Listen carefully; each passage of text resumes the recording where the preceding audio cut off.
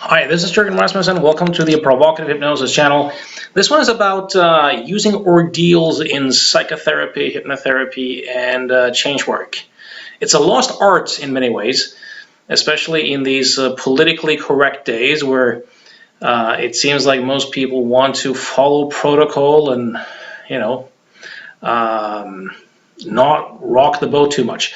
But ordeals can be extremely powerful, especially as a sort of last resort for clients who have a tendency to change and then go back, or to not quite be able to get there. So I'll give you a couple of examples from my client practice. The first one is a case I did recently. I work with a woman who has had a lot of attempts of stopping smoking. She's been to hypnotherapists, she's been to Easy Way, she's done nicotine patches, she's tried quitting on her own. So she has decades of smoking with periods where she has attempted to quit. Now, so one thing I did right off the bat was that I charged her a flat fee of €1,000 to do the work. Where the whole thing would be, you and I have a commitment, we're going to work until we're there. Whether that takes one session, more sessions, doesn't matter. €1,000, that's it. And she agreed. Now, one reason I did this is because all of her previous change work dealings had been pay for the session, do a course, pay for a session. So I thought, nah, I'm going to reverse that pattern. I'm going to have a solid commitment to her over time. I gave her a couple of tasks to do before the session also for her to prove that she was serious. And she came in and I listened to her. And one thing that I noticed that was somewhat unusual was that her attempts had lasted for a long time. So they would last for a year, 12 months, 8 months, stuff like that. And then she would revert back. And I would also notice, and what she said to me was that as long as I know that I can't smoke, I'm fine. As long as that mental door is closed, I'm fine. So she had been, for example, on some sort of vacation last year for 2 weeks where smoking was prohibited, and she felt no urge whatsoever. Long 10-hour flights, no problem. Long meetings, no problem. So I knew what I wanted to do with her was to have her close the door, because I know if that door is closed, the issue's gone. So I use my regular psychological illusion model approach. I do think that what people call addictions and smoking addiction is an illusion. So a lot of it is about helping people see through the illusory nature of that. And I also wanted to do something else. And this is where the ordeal came in. And I said to her, what's an amount of money that would sting you to lose? Meaning you'd feel it. It'd be like, ugh. And she gave me the amount.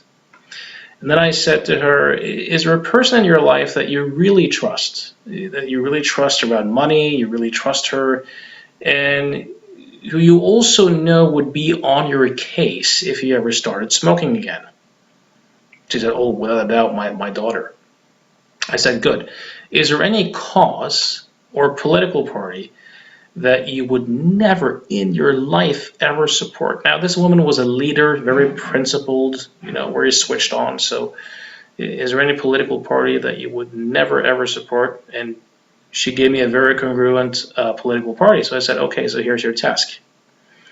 I want you to set up an account that your daughter has access to for twice as long as you've ever stopped smoking before, just to show that you're serious. And I want you to write out that particular, amount of money to transfer into the account. Do that on Monday. Contact your daughter and say, if I ever take one zip of a cigarette, that amount of money is to go to that political party on that day. And she agreed to do this, looked at me, and she said, "Thank you for doing that. The door is closed." And this is the sort of response that you want.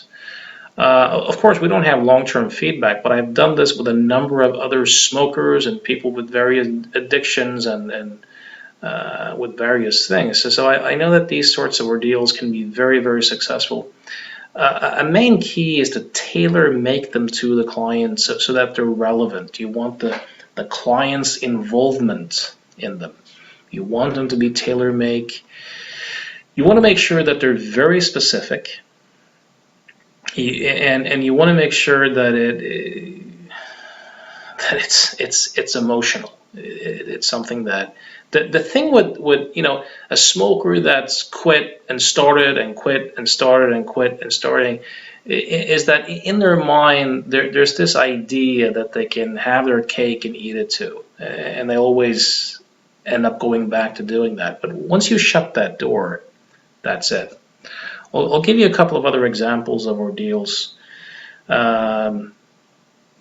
So a few years ago, for those of you who have read my book, Provocative Suggestions, this is the case called Maureen the Masturbator from a seminar I did in the UK back in 2009.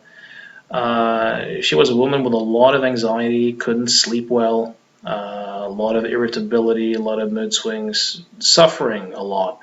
And I have this deal often with clients I think could be difficult that I call the Devil's Pact. And it's essentially that, you're going to do whatever I tell you to do unless it's dangerous, immoral, or fattening.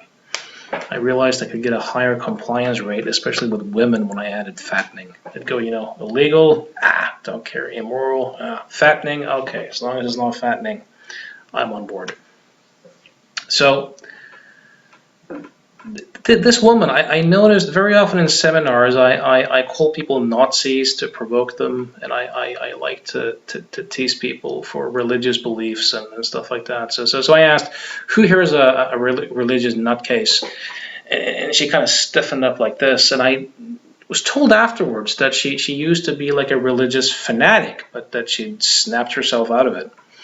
Anyway, she came up on stage, and she had an important job where she was part of a decision-making team where literally lives could be on the line. So these were very important decisions.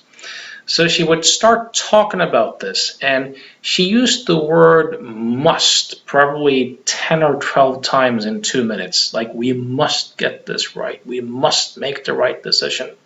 We have to get it right every single time. And I could see her state change. Every time she did this, her state would change. So I looked at her, knowing that she had that religious background and kind of sensing that she had a little bit of those tendencies left. I looked at her and I said, "Maureen, didn't you know that it's a sin to masturbate in public?" And she looked at me bewildered and she said, "Well, what are you saying?" I said, "Didn't you know it's a sin to masturbate in public?" And she looked at me disturbed and said, I've done no such thing. And I said, "Don't lie. That's another sin." She said, "What do you mean?" I said, "We must get this right. We must not make a mistake. You're masturbating all over the place." And the audience just cracked up belly laughing, and she blushed, and of course I laughed. Someone's got to enjoy their lives, while they're on stage. Might as well be me. She was crying, and she was like, "Oh my God, this is."